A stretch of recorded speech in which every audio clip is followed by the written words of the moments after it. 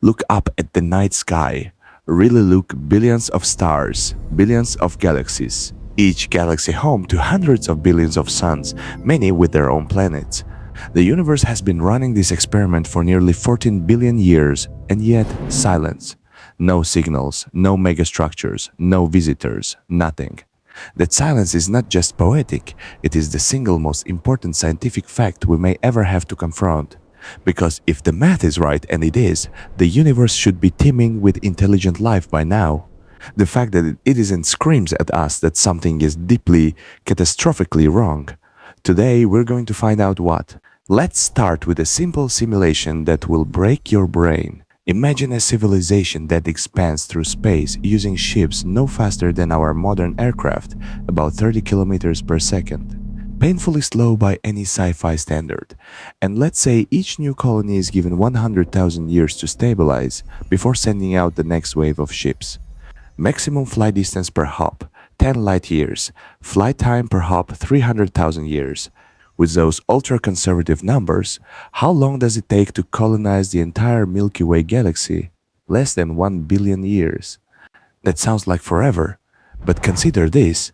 Dinosaurs roamed the Earth for over 100 million years. If a civilization had arisen on the other side of our galaxy just a tiny fraction earlier in cosmic history and expanded at only 1,000th, the speed of light, they would already be everywhere in our galaxy today, not visiting Earth on purpose, just here.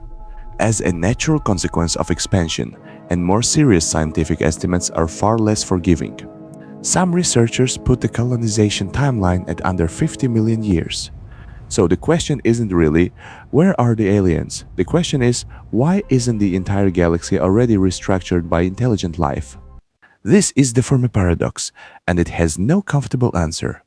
One of the most brilliant astrophysicists of the 20th century, Joseph Shklovsky, spent decades thinking about this problem. Near the end of his life, he wrote a final article on extraterrestrial civilizations, published posthumously, where he reached a haunting conclusion. He called it the Great Silence. Our telescopes have scanned the sky across the entire electromagnetic spectrum. We've looked for radio signals, infrared heat signatures, optical flashes, anything that a civilization manipulating stellar scale energy would produce. Shklovsky called such signatures cosmic wonders. And we found none. Not a single Dyson sphere, not a single engineered star system, not one detectable beacon in a neighboring galaxy containing hundreds of billions of stars. Vladimir Lipunov, a cosmologist at Moscow State University, frames this as what he calls the most damned paradox of natural science. His calculations suggest that if humanity continues developing at its current rate, within just a few hundred years, not thousands, hundreds, our civilization's energy footprint will be detectable from anywhere in the galaxy. If that's true for us, it should have been true for countless civilizations that arose millions of years before we did. And yet, silence. So, something is stopping civilizations, all civilizations from reaching that cosmic scale, something universal, something that hits regardless of intelligence, technology, or culture.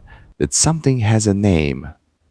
In 1996, economist Robin Hanson published an essay that has haunted scientists and philosophers ever since. He called the concept the Great Filter. The idea is simple. Somewhere along the path from chemistry to cosmos-spanning civilization, there is at least one step so improbable, so catastrophically difficult to pass, that virtually nothing makes it through.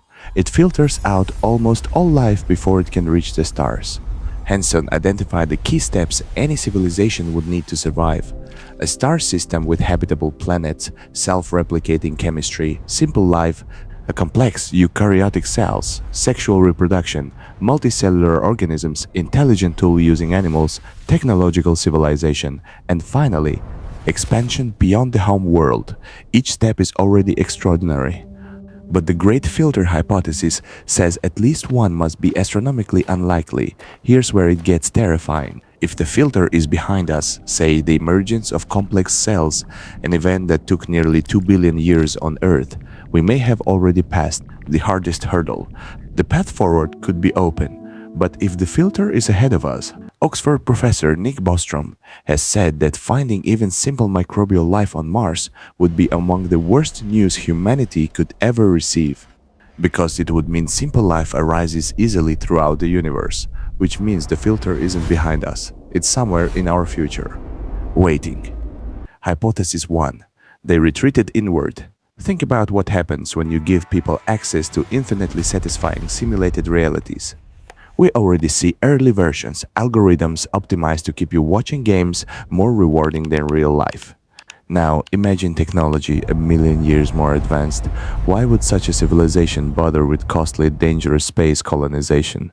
It's possible every sufficiently advanced civilization turns inward, disappearing into virtual worlds of their own making, going permanently dark. From the outside, hypothesis 2. Intelligence is an evolutionary dead end.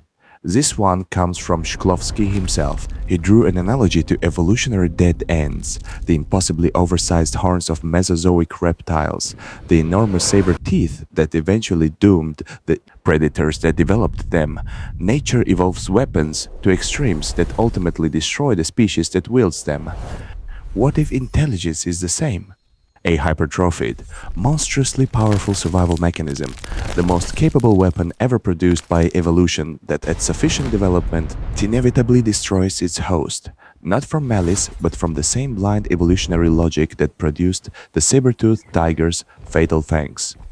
Hypothesis 3. Someone is cleaning house. Cosmologist Edward Harrison proposed this in 1981. He argued that a sufficiently advanced civilization would rationally destroy other emerging intelligent species, not from aggression, but from prudence. Any new species developing toward technological capability represents an unpredictable wildcard, an existential risk. Just as we debate the risks of artificial intelligence, not because AI is evil, but because a sufficiently powerful, unpredictable system is dangerous. Regardless of intent, an ancient supercivilization might conclude the same about any species climbing toward cosmic relevance. If even one civilization adopted this strategy and survived long enough to implement it galaxy-wide, then by definition there would be no other civilizations left to observe. The predator niche in interstellar space, like on Earth, is occupied by exactly one species. Here's something almost never discussed. Even if aliens exist and are communicating, would we recognize it? All life on Earth shares the same genetic code. Every organism from blue-green algae to humans uses the same molecular machinery, adapted to the same electromagnetic environment, optimized for the same slice of the solar spectrum. Our biology, our nervous systems, our senses, they all evolved in the same shallow planetary cradle. Philosopher John Locke observed that there is nothing in the mind that was not first in the senses. Our senses evolved for Earth. Our intelligence evolved from those senses. So when we try to imagine intelligence, we're imagining something Earth-shaped. The great novel Solaris by Stanislaw Lem explores this with devastating clarity. Scientists discover a planet covered by a vast gelatinous ocean that appears to be intelligent. It adjusts the planet's orbit, creates complex structures on its surface, and responds to human presence. But no communication is ever established, not because the ocean is hostile, but because the very concept of communication, intentional information exchange between discrete entities, may be too human, a concept to apply. One character says, "We don't need other worlds. We need mirrors. We search for intelligence that looks like us." We may be surrounded by forms of mind we literally cannot recognize. There is one more hypothesis that doesn't get enough attention. What if biological civilizations don't last long enough to colonize space because they all build artificial intelligence first and then something changes irreversibly? Here's a sobering calculation. The speed of nerve impulse transmission in the human brain is around 100 meters per second. Electrical signals through wire travel near the speed of light. An artificial system with human-level intelligence running on electronics would think roughly 3 million times faster than a biological mind. 3 million times faster. At that speed differential, such a system would experience time in a way completely alien to us. What takes us months of thought would take it seconds. Our plans, our social dynamics, our strategies to such a system, we would be as predictable as a rock rolling down a hill. If every technological civilization eventually develops artificial general intelligence, and if that transition is as transformative as the math suggests, then what we call a civilization may simply stop being detectable in any way we'd recognize, not because it dies, but because it becomes something else entirely.